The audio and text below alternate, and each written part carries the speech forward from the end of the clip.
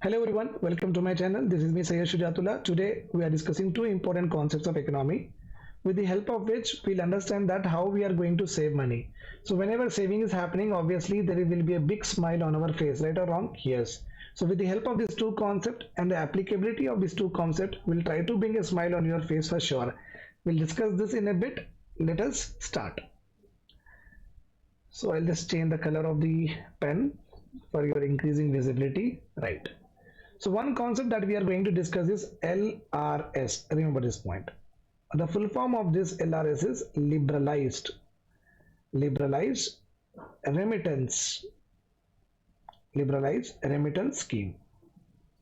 Another concept we are going to discuss is TCS. What is this? The full form of this is tax collected at source. Tax collected at source. Remember this point. Okay, so you have to remember the full forms. Now, when we talk about remittances, whenever we talk about remittances, it means what? We are talking about something.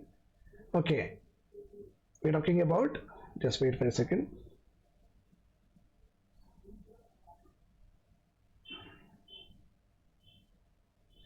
Right.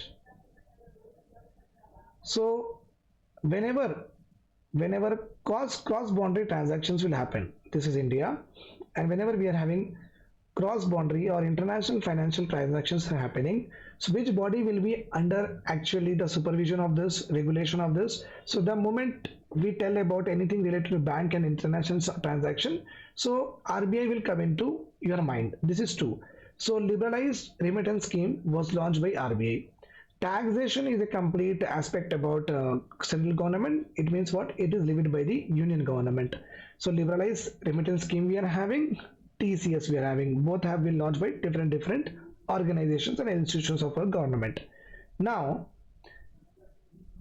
RBI basically, in order to see that dollar or euro exchange rates with regard to what rupee, so RBI will sometimes will allow much remittances, sometimes will allow low remittances based on our requirement of economy and inflation, availability of goods and services. So I'll not go into that why they do increase and decrease limits, but whatever is important for our examination and for this concept clarity, I'll tell you. Remittances are nothing but money sent abroad or from abroad money sent to India. Okay, money sent abroad, money sent to India. Any kind of this particular transactions, we call it as what? Remittances.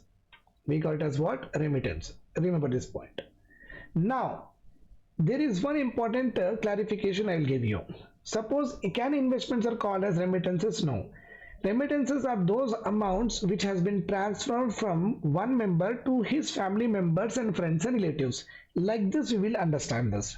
Okay, so here Mr. X sends money to Mr. Y, that is his brother, for education purpose, for travel purpose, for any other purpose. Then it is called as remittances. Means money sent to friends, relatives, or our siblings, or money received from our friends, relatives, or our siblings, that only will be categorized into remittances. Remittance does not include shares, bonds, investments whatsoever. This point you have to remember.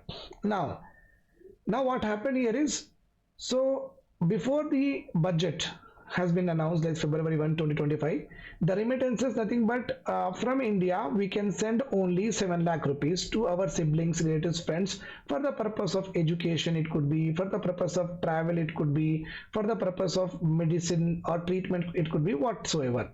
Okay, 7 lakhs limit was there, but in the budget 2025 this limit has been enhanced to 10 lakhs. Now why we should be happy? Why we should be happy means above 7 lakhs actually the tax would have been levied, okay, at that time. Now about 10 lakhs tax is levied, and this tax levied on the remittances is called as tax collected at source. It's called as what? Tax collected at source. So this tax collected at source, let's suppose another point I'll give you.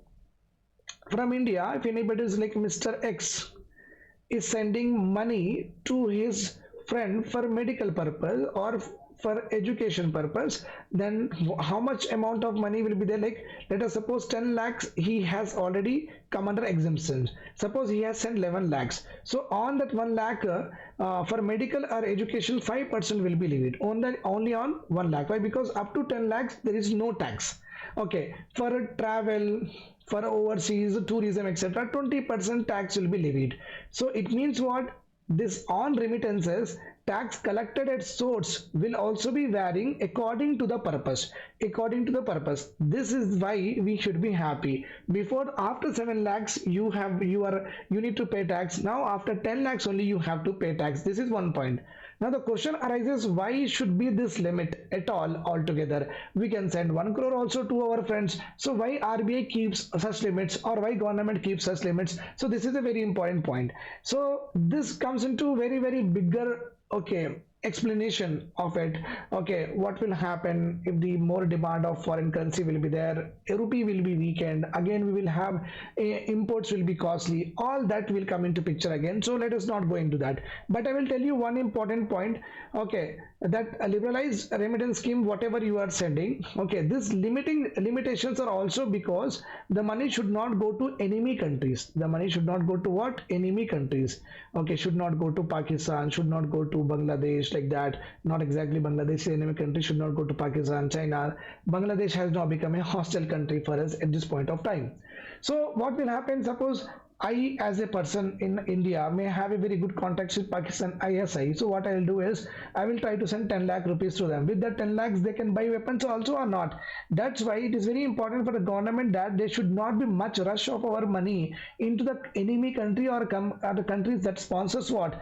Terrorism. That is the reason. And also liberalized remittance scheme is also there. Why? Because it also imposes limitations so that money should not go into the countries which are in the FATF, Financial Action Task Force. Okay, nothing but a global watchdog with regard to financial transaction. In this list, there are blacklist is there, grey list is there. Okay, if any country is there in the grey list, no, it means what? This country will not use all of its money for a good purpose. There is a chances of siphoning of this particular money into the hands of what? Terrorists. That is the reason the grey list is the list of the countries where there won't be much aid given by the world organizations, and nor we are able to send the money to that particular countries also. Why? Because that can be used for any other purpose apart from this said specified good civilian purpose. I hope liberalized remittance scheme and tax collected sources very clear to you. Thank you for watching. Take care.